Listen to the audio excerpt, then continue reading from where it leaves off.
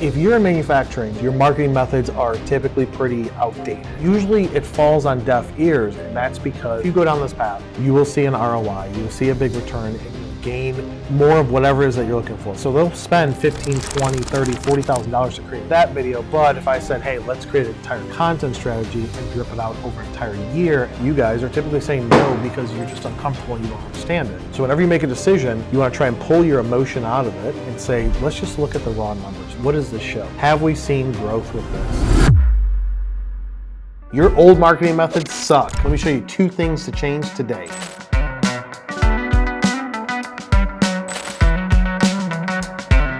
What's up, guys? I'm Milan. It's Tuesday, so we're here to talk about industrial marketing. We're going to be teaching you old dogs and you young dogs out there some new tricks of ditching the traditional. For those of you that are new to the content, head over to YouTube and subscribe. We've got over 1,900 videos all about industrial marketing, industrial sales, everything that I've known for the past 25 years almost.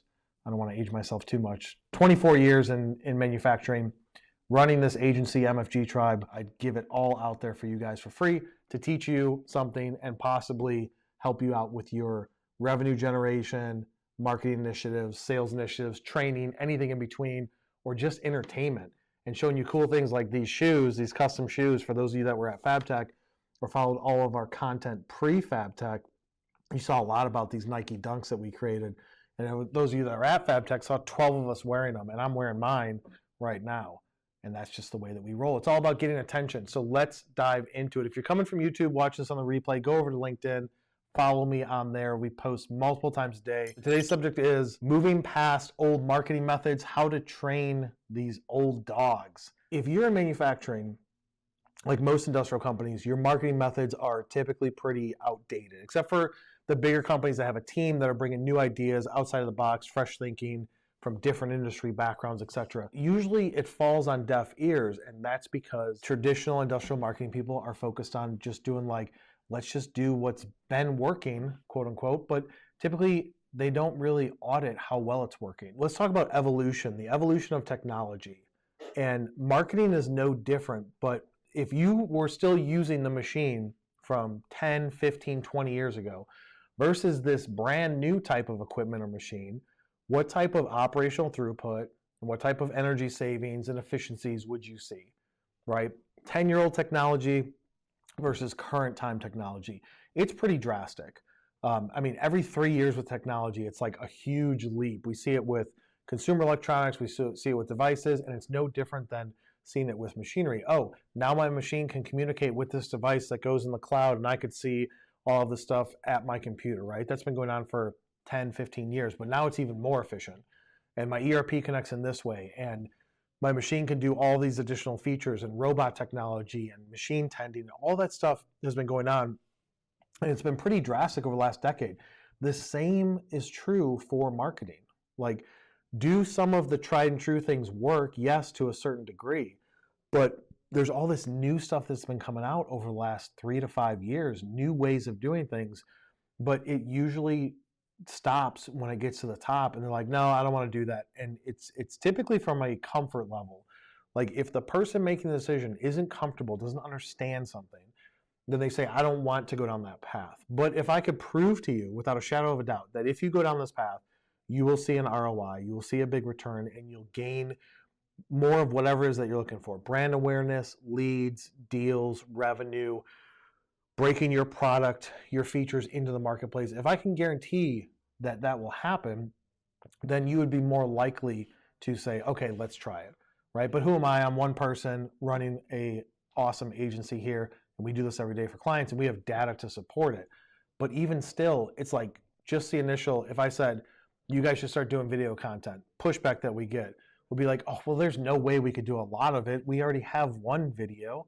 Okay, but imagine every single service that you offer in every single industry, and your culture and your company and your value proposition for all those things, all of those can be videos. Whether it is 45 seconds long or 14 minutes long, they can all be videos. So when we talk to companies, they're like, well, yeah, we want to do videos, but like, how many could you do? And we'll say, I don't know, like 100 to 150 in a year if you break it down to long form and short form. And they're like, well, there's no way that you can keep that going. Yeah, you can. You can do that every single year. You just have to get creative with what you're talking about, basing off of the data that's showing engagement levels and what people do and don't like. But initially, they're like, I know nothing about it. Because traditionally, with video, they'll make a 4-minute long video, and it's a company overview, and it's great.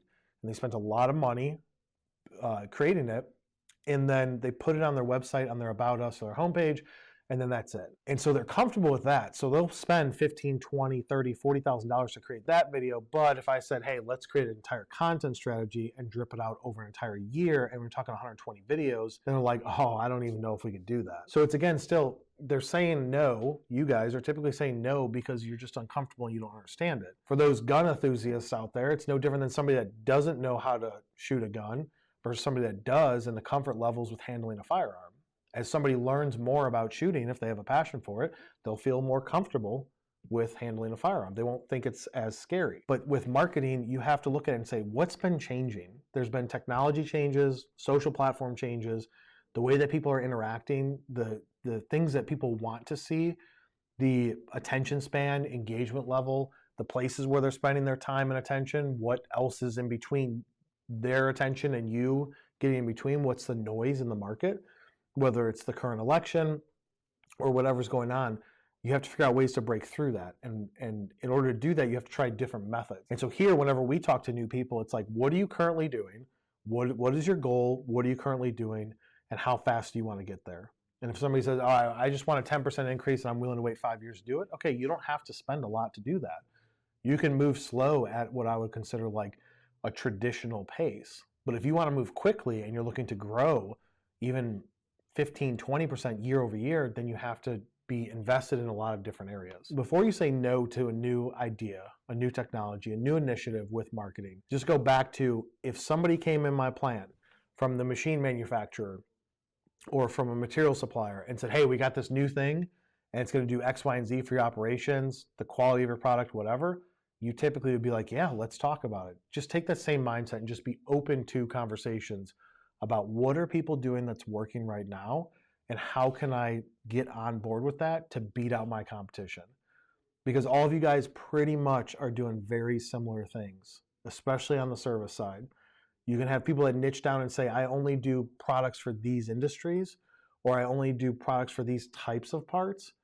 But there's hundreds, if not thousands, of the same type of companies that are all fighting after the same business. So how do you differentiate yourself? You have to be different with your marketing to beat out the competition. The second thing I want to talk about is data.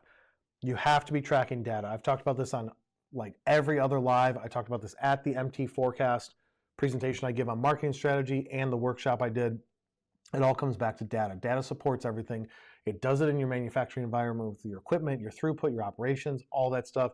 Quality control, it all comes down to data. You make decisions every day based on data, but if you're not tracking your own marketing data, what could you possibly be deciding on? You're basing it off of theory or emotion and not just pure logic with data. So whenever you make a decision, you want to try and pull your emotion out of it and say, let's just look at the raw numbers. What does this show?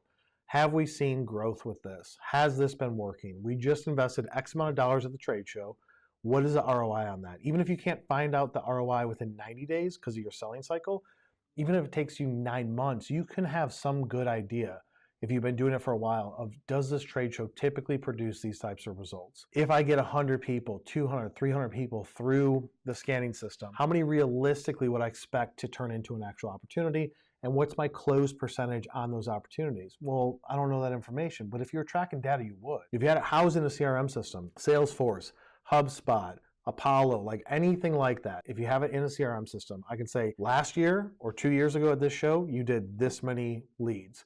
It turned into this many opportunities, and from those opportunities, these many closed. So now you know your conversion from a lead to close percentage, and you also know your conversion from a lead to an actual quote, and then your quote to close percentage. Once you know all that, it's just a numbers game to where you say, if I get 100 people in, and last year I closed 12 of them within 6 months, you can start to predict it. So you can say, what are the goals that I have in the front end with number of leads to know what is my output roughly in the back end. So it all comes down to data, but if you're not tracking it, you can't possibly say, is this worth it or not? So whenever you're going into anything new, understand how am I going to track it and what's the key metric that is most important to me. I just went through this yesterday with the team. We're reporting software that we implemented about 6 weeks ago.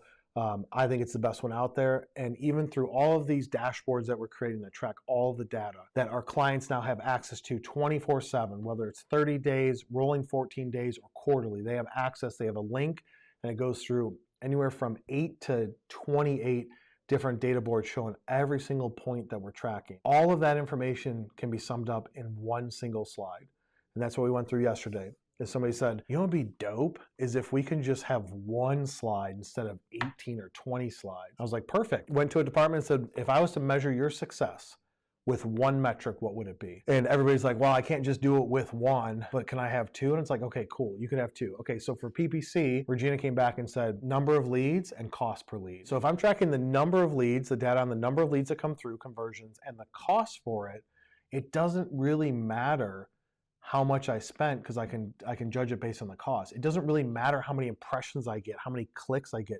You can perfect all that, but if I can look at two numbers and say, is this going down the right path, then those are the two numbers. So I'm like, cool, create a data board, and I'm like, Regina needs these two. For this client, for PPC, she needs these two. Then I go to automation, I'm like, from a deal standpoint, everything that you're doing with automation, email marketing, etc., what are two numbers that you feel would be most representative of whether or not you're successful? From an SEO standpoint, what is one thing that we can track with SEO? There's so much that goes into SEO. Pages and keywords, and we track hundreds. For some of our clients, we track hundreds of keywords a month. What is their position in the start of the month? What is their position in the end of the month? What are the top 3 competitors for the same keywords? What is their position start and end? We've got all the data to support it. If we say these 100 keywords or these 50 keywords are most important, what is the average position of those keywords? If those average position is, let's say, 20, and we want to drive it down to the goal being the average of 1, they're ranking number 1 for all 50 or 100 of those keywords, I know that if that's going down at a steady rate, that we are improving and we're affecting other numbers. So by SEO going down in positions average, which means they're going to the top of the page, and with the conversions on PPC increasing, and the cost per conversion decreasing, and the number of deals quoted increasing, and closed deals increasing, they're all related to each other. If I have a lot of conversions and opportunities generated from PPC, it's going to increase the number of deals.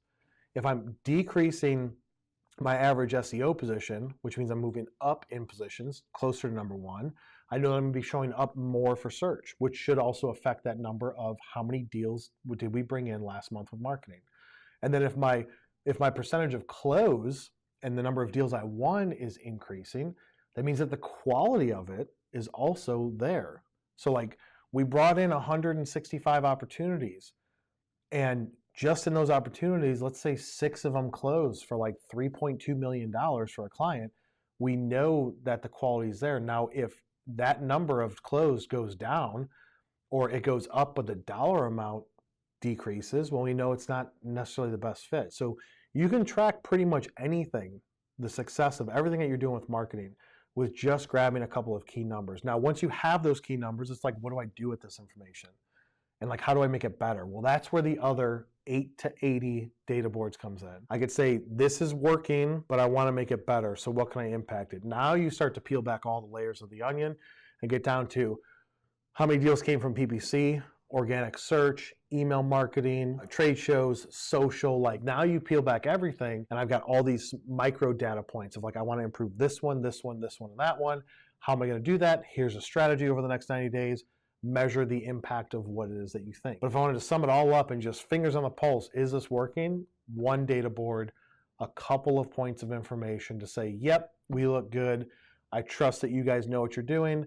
Keep it going. And then you just look at it. Where were we at last quarter? Where were we at the quarter before that? Where were we at year over year? But you're just looking at a couple of single data points. So if you don't believe anything, just believe that what is one measurable thing that you can look at and say, if this goes up, I know what it is, that I know that something's working. For most industrial companies, it's revenue. For most people in manufacturing, it's revenue. For most business owners, it's revenue. We're not here to make friends with everybody. We're not here to be like, I just want to be the funnest, right? You're here to make money. You're a business. You have got a lot of people that you have to feed that are employees at your company. If that number is increasing and you're if your efficiency is increasing, which means your profit is increasing, then that means that you're going down the right path in general. But if your revenue is increasing and your operating cost is increasing at a linear ratio of 1-to-1, hey, we just got a $1 million order, but it's going to cost us $1 million to make it. Well, then you're not profitable, and that's not a good situation. So just focus. If you don't have access to all of the data and you're just like, I don't want a CRM system, or we have one, but we're not tracking deals through that. We track deals through our ERP system because that's the easiest way for us to quote, because we have products or services and our press rates, etc. That's fine. Just look at revenue, or just look at, if you're looking at revenue, say what came from marketing and what came from sales, and just look at those two numbers and see if they're increasing steadily together to then impact that top line revenue. But you got to make a change. You would never stick with your equipment or your processes or whatever you're doing from 10 years ago to today. Don't do the same for your sales and marketing. Catch me over on YouTube. Hit the subscribe button, turn on notifications. I'll see you guys next week.